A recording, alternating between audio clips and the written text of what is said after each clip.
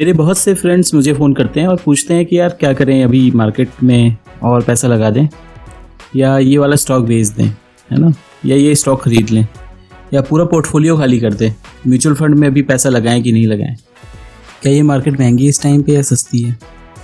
या ये भी पूछते हैं कि यार ये निफ्टी क्या है, सेंसेक्स क्या है, निफ्टी में कैसे ख़रीदें, है ना, निफ्टी को कैसे ख़रीदें, इन्वेस्टमेंट कैसे करें इसमें, या निफ्टी में ट्रेडिंग कैसे करें। तो ये सारे जो क्वेश्चंस है ये बहुत ही बेसिक क्वेश्चंस है, और जो भी नए लोग हैं जो अभी शेयर बाज़ार में नया अकाउंट खुलाते हैं तो इनके लिए ये मेजर क्वेश्चंस होता है, और ये समझना भी बहुत ज़रूरी है, क्योंकि जब तक आप ये नहीं समझोगे तब तक आप ओवरऑल मार्केट के बारे में नहीं समझ पाओगे।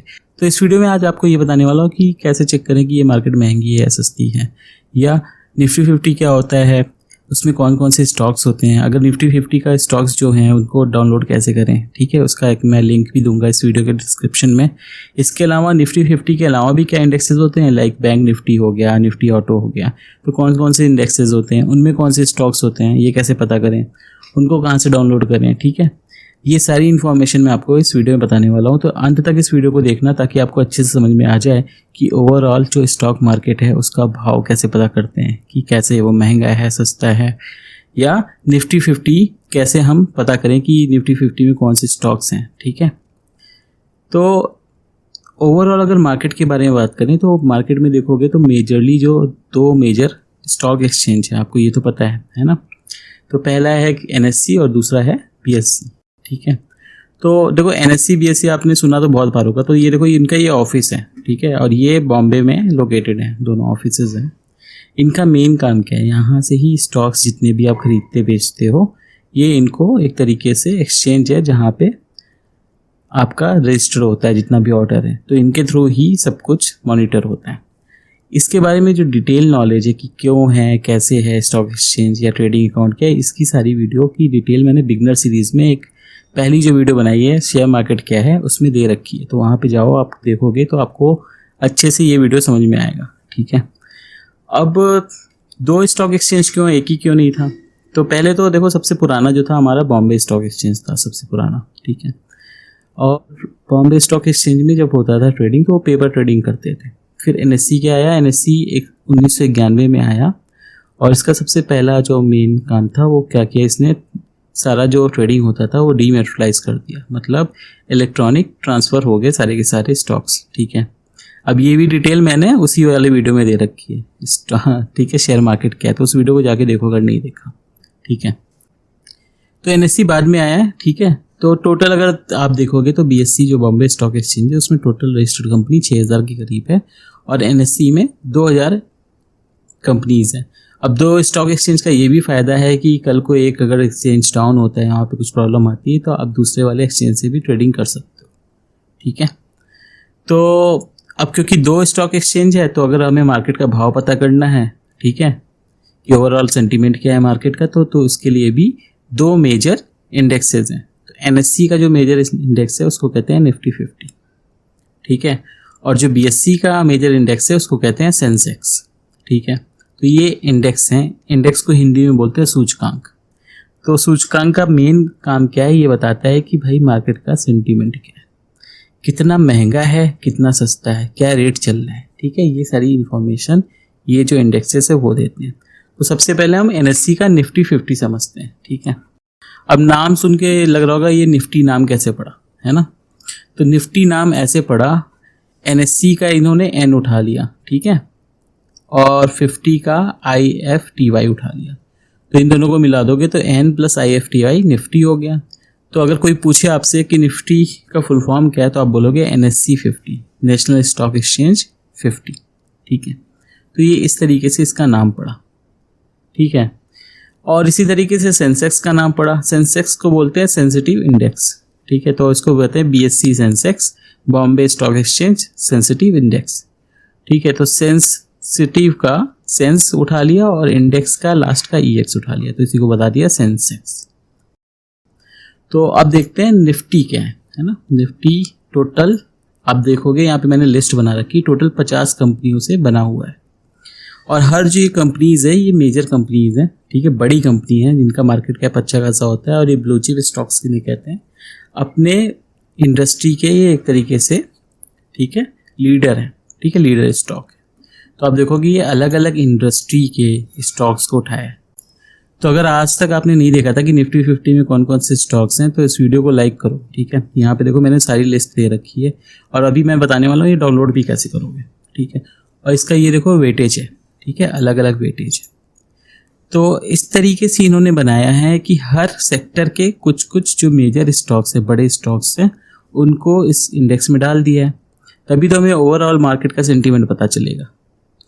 तो एक एग्जांपल लेते हैं। फॉर एग्जांपल अगर आपको मार्केट में देखना है कि महंगाई कितनी है, तो आप क्या करोगे, आप जाओगे देखोगे यार, सब्जियों की मार्केट में जाओगे देखोगे प्याज कितना महंगा है, ठीक है, फ़ोन देखोगे कितना महंगा है, पेट्रोल और डीजल कितना महंगा है। तो इन सब चीज़ों से, या गाड़ियाँ कितनी महंगी, इनसे पता चलता है हमारा मार्केट का इन्फ्लेशन कितना है। तो आप देखो ये अलग अलग सेक्टर हो गए, ठीक है, प्याज हो गया आपका, FMCG का, फ़ोन हो गया, टेलीकॉम का फॉर एग्जांपल, ठीक है, या इलेक्ट्रॉनिक्स का, ठीक है, और पेट्रोल डीजल हो गया, ऑयल एंड गैस का। तो ये अलग अलग सेक्टर्स हैं, ठीक है। तो इसी तरीके से अलग अलग सेक्टर्स को उठा के, अगर सपोज करो सब कुछ महंगा है, तो आप बोलोगे यार इंडिया में इस टाइम पे महंगाई बहुत ज़्यादा है। इसी तरीके से यहाँ पे अलग अलग सेक्टर्स के स्टॉक्स उठा के इन्होंने बना दिया निफ्टी 50, और टोटल इन्होंने इसी के बेसिस पे निकालते हैं कि भाई कितनी महंगाई चल रही है, कितनी नहीं। तो ठीक है, इससे ये भी पता चलता है कि इस सेक्टर्स में कितना ग्रोथ है। तो इंडेक्स से दो चीज़ें पता चलती है कि कितनी महंगी है, ठीक है, सपोर्ट और रेजिस्टेंस के बेसिस पे, और कितना ग्रोथ हो रहा है ओवरऑल, ठीक है, ये भी पता चलता है। तो निफ्टी 50 में देखोगे तो मेजर जो है वो फाइनेंशियल सर्विस का 37.9% है। तो इसके बाद IT होता है अराउंड 13%, और फिर ऑयल एंड गैस है 12.1%, ठीक है। तो इस तरीके से और छोटे छोटे जो सेक्टर्स है, power, metal, health care, telecom, ये सारे मिल के निफ्टी 50 को बनाते हैं, और इसी से हमें पता चलता है कि मार्केट का सेंटीमेंट क्या है। तो ये समझ में आया आपको अभी तक?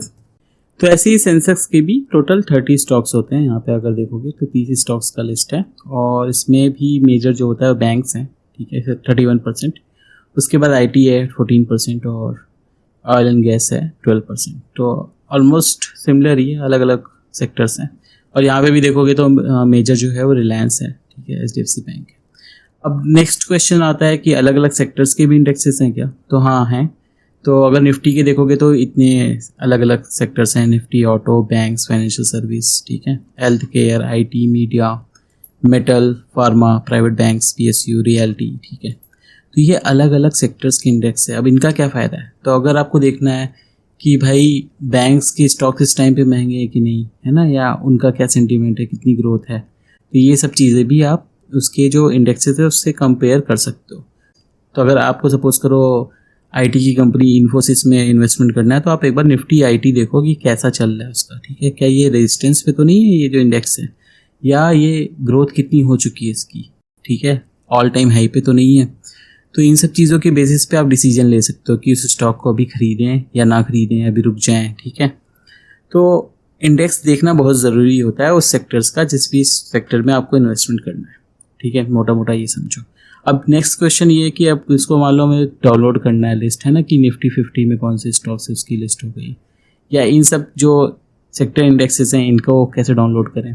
तो उसके लिए यहाँ पे देखो एक NSE की वेबसाइट है, निफ्टी इंडिसेस। तो यहाँ पे जाओगे तो इसका लिंक मैं इस वीडियो के डिस्क्रिप्शन में दे दूंगा, तो वहाँ से आप जाके ओपन कर सकते हो।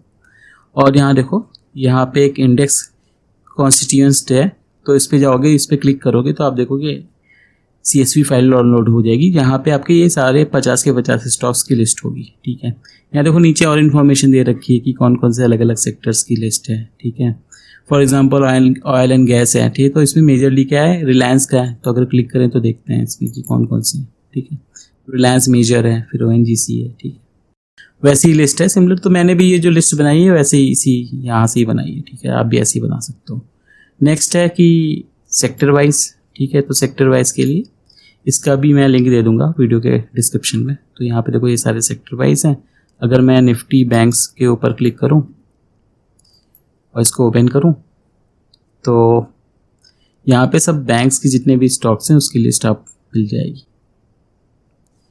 तो यहाँ पे देखो इस जगह पे आप क्लिक करोगे तो CSV फाइल डाउनलोड हो जाएगी जितने भी स्टॉक्स हैं। यहाँ पे देखो लिस्ट भी देख सकते हो कि कितना कितना वेटेज है हर स्टॉक का, ठीक है।